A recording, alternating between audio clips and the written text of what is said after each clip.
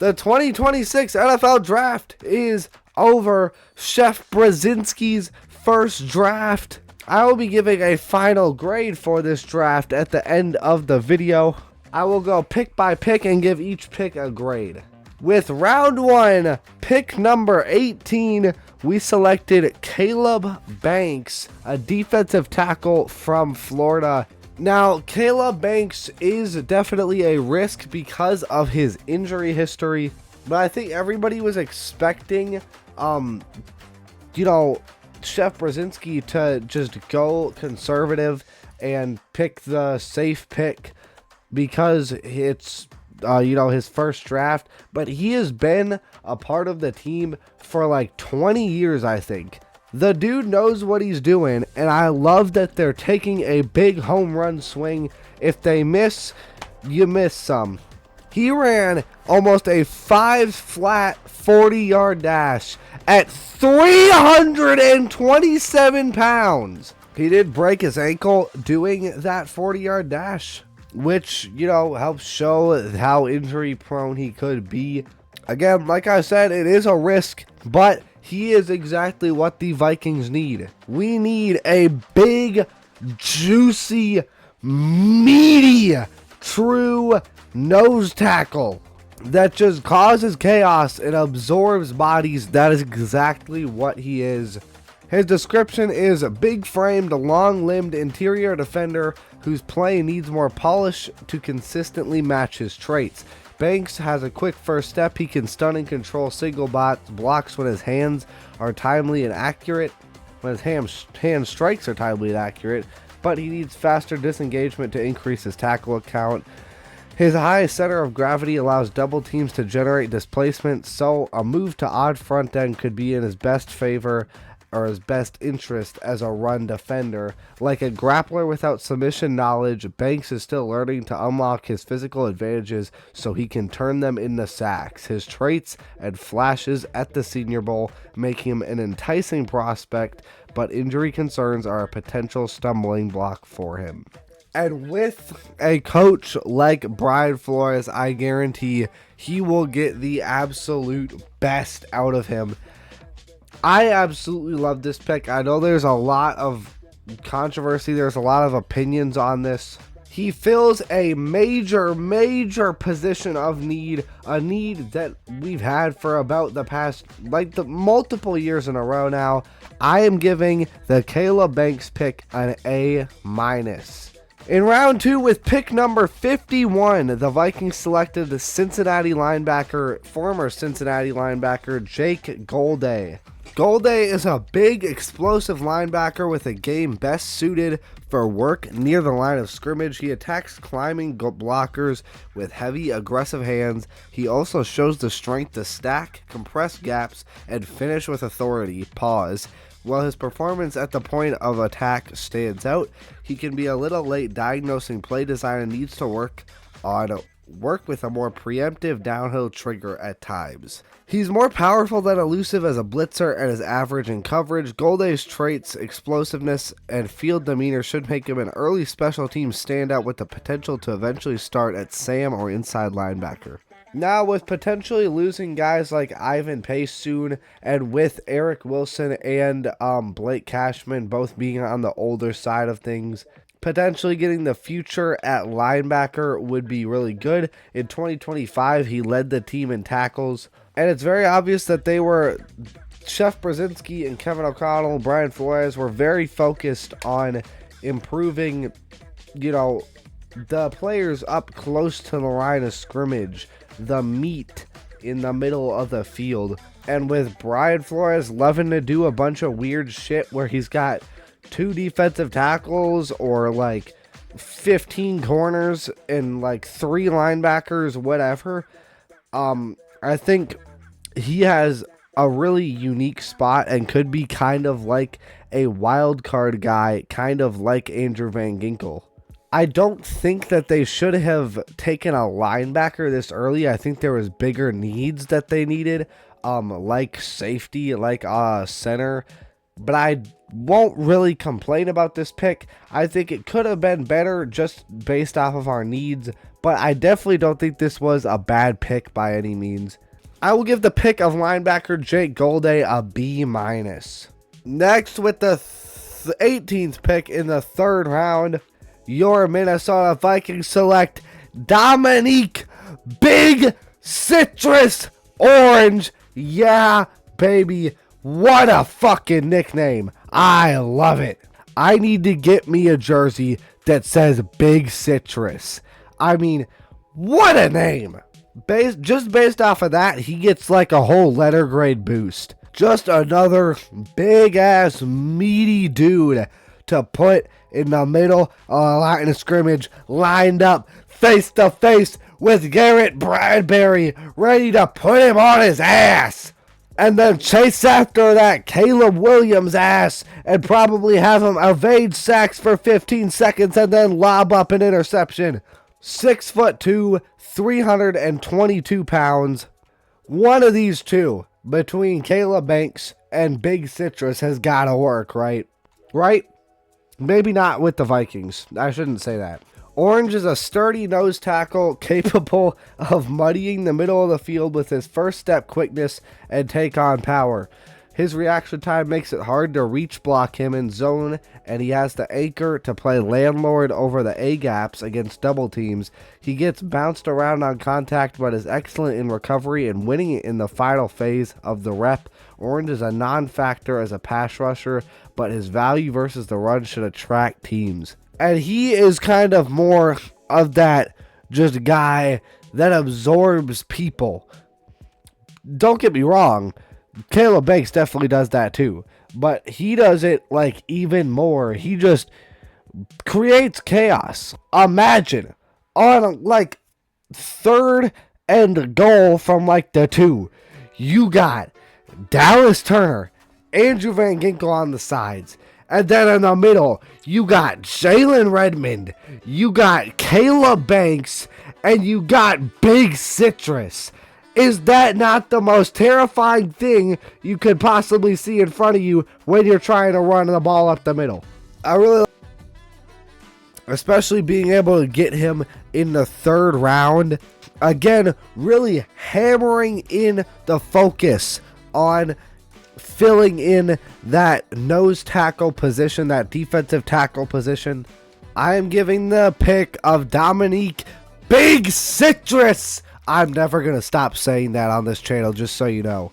And that's the next jersey I need to get, by the way. Dominique Big Citrus Orange gets a B.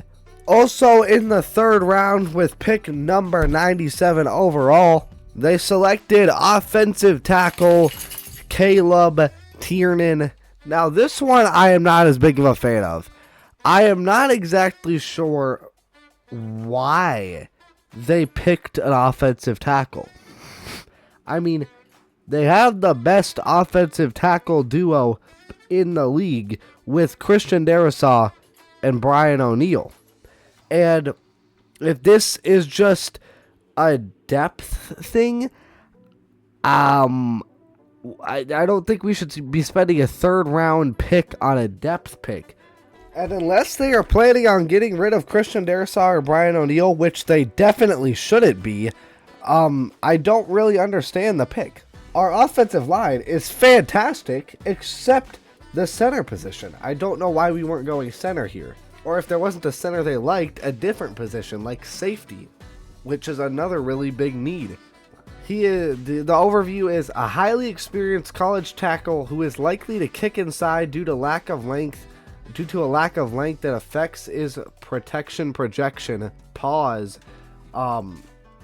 Tiernan is tall but carries the denseness of frame and core strength of a guard.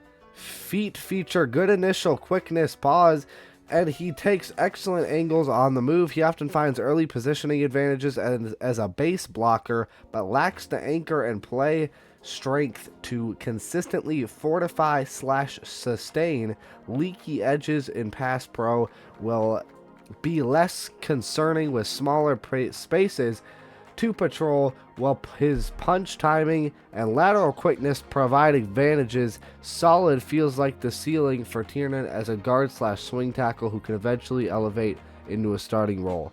Wow, I had so much trouble reading that. I do not know why. But also, this is just a behemoth of a man. 6'7". I don't want to see a single 6'7" comment. 323 pounds. That is a big ass dude. I just don't really like this pick. Spending a 3rd round pick on an offensive tackle when it's not even close to a position of need, and really neither is the offensive guard position. It kind of just seems like a depth pick, which I don't really like in the 3rd round when we have bigger things to worry about. I just don't really see the point in this pick, but let me know what you think of this pick. Let me know what you think of all the picks. I'm going to give the pick of Caleb Tiernan a D. You know what? I'll bring it up to a C- just because I feel like he'll be a really good depth piece. Then with the very next pick, the 98th overall pick in the 3rd round, we selected safety from Miami, Jacoby Thomas. A productive 5th-year safety prospect, Thomas is wired to play forward and race into the action whenever it is present. He overflows pursuit and has too many missed or broken tackles on his stat sheet, but his impact against the run is a net positive. He has good ball production, but is fairly average in coverage. He can be way too quick to overlap or bite on bait, which allows receivers to get behind him from a single high and split safety alignments. Thomas has the potential to develop as a starter as a likely middle round pick. So sounds very similar to Harrison Smith in some ways, getting involved in the run often. He had 5 interceptions in 2025, pretty good. He is an explosive hitter, just like Harrison Smith. Very good at run support, just like Harrison Smith, and blitzing. Overall, just a very aggressive player, which I like because having someone like that on your defense can really fire a team up. High risk, high reward player, seemingly has a lot of potential, and it's better to have someone that is too aggressive than too conservative, because you can train someone to be more conservative, but you can't really train someone to be more aggressive without getting penalties and being stupid about it. Obviously, safety, one of, if not the biggest position of need in the draft for the Vikings. I love me an aggressive player, especially at safety. I will give the pick of safety Jacoby Thomas a B-. Next up in the 5th round with pick number 19, we selected former Michigan fullback Max Bredson, or Bredson, I'm not exactly sure yet. Like his brother Ben before him, Max is a 2-time team captain at Michigan. While Max is smaller than Ben, an offensive lineman for the Buccaneers, Max is equally committed as a run blocker. He fits blocks good with good centering and strikes with an initial pop. He has a hard time sustaining and clearing lanes on a consistent basis though. He can handle basic zone beater and play action catches. He's also above average in pass protection from the backfield. In a league with limited fullback opportunities, Bredson will have his work cut out for him as he pursues a roster spot. Now, Kevin O'Connell always liked to have CJ Ham. It seemed like he liked to have him as an option. CJ Ham was a phenomenal fullback, both on special teams and on offense. And based off of this overview, it seems like he is everything he needs to be, especially being a good pass protector in a pass-heavy offense with Kevin O'Connell. Also went to Michigan, so probably has a decent amount of chemistry with JJ McCarthy. Overall, I like this pick. I think fullbacks are definitely underutilized in this day and age, but Kevin O'Connell seems to really love them, and I like this pick because I think CJ Ham actually played a fairly important role in the offense, but definitely on special teams. And I think that Max Bredson can be the replacement for him, or for that. I'll give Max Bredson a C+. The reason it's bumped down so low is just because You probably could have just gotten him as an undrafted free agent instead of picking him in the 5th round. I'm pretty sure that he was the only fullback drafted this year. You likely could have just waited till the draft was over, but it's still not a horrible pick, and definitely will play a very important role on special teams and potentially even on offense. Next, in the 5th round with pick number 163, the Minnesota Vikings selected Charles Demings, a cornerback from Stephen F. Austin State. Demings is capable of mixing into a variety of coverages, but is at his best starting from a press look. He has the hips/feet to match route breaks at the speed to stay with routes as they unfold. His recognition and instincts are average from off coverages, and he can be a step slow to drive on throws in front of him. While Demings lacks ideal play strength and is not a firm tackler, his ball skills and paws and man cover consistency could land him a roster spot as a future CB4 with gunner potential. Brian Flores does like to run a lot of press, which is good. I really like run press a lot, and obviously that's good for Mr. Charles or Mr. Demings. But I honestly could see him being one of the starters. I think the cornerback room is honestly pretty open right now. I think Byron Murphy cemented as cornerback 1 for sure. Isaiah Rodgers probably cemented as cornerback 2, but maybe, who knows, maybe somebody could rise up from the draft and outshine him, like a Mr. Demings here. Ran a 4.4 140, so he is pretty fast, could be a gunner. Overall, not a bad pick. Is he going to end up being like a super megastar, 2017 Xavier Rhodes? Probably not. But that doesn't mean that he doesn't have a spot on the roster and have potential. Excited to see what he can do. Probably should have picked a corner a little bit sooner. I'll give it a C. I'll give him a C. In the 6th round, with the 198th overall pick, the Minnesota Vikings selected running back Damond Caliborn. Caliborn is a twitched up, elusive slasher who can turn minimal gains into explosive runs.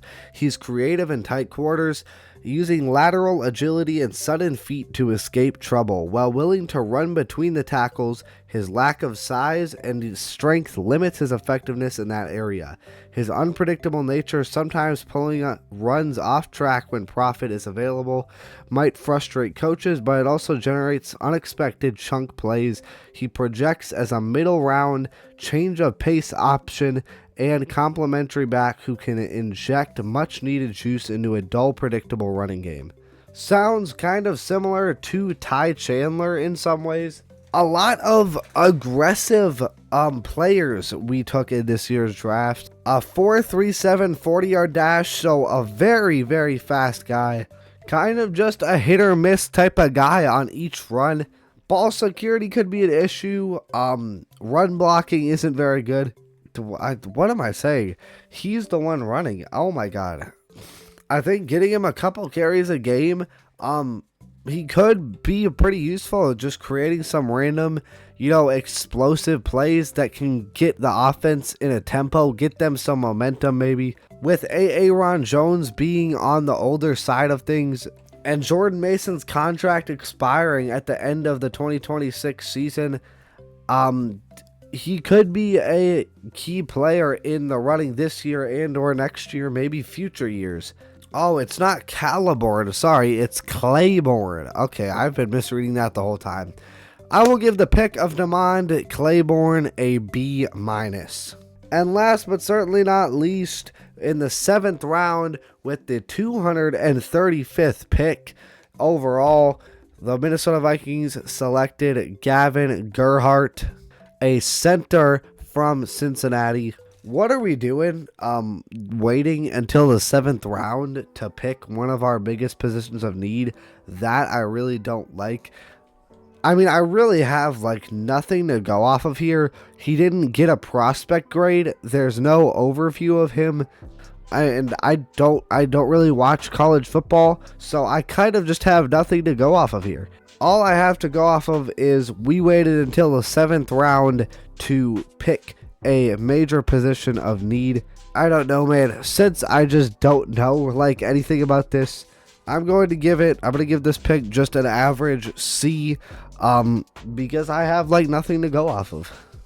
But yeah, that's going to be it. Let me know what you thought of the Vikings draft class. As for a final grade for this draft class, I think we filled some positions of need. We got a lot of aggressive players. We ourselves were aggressive in the draft. Chef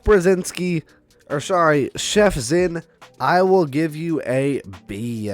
Could have filled some positions of need earlier in the draft. Could have waited longer probably on certain guys. At least a bit longer. But definitely not bad by any means. I think it was actually a good draft on the better side of things. Obviously hard to tell right now because we haven't seen how good or bad any of these prospects are in the NFL. But let me know what you thought. Thank you so much for watching. Like and subscribe if you want. And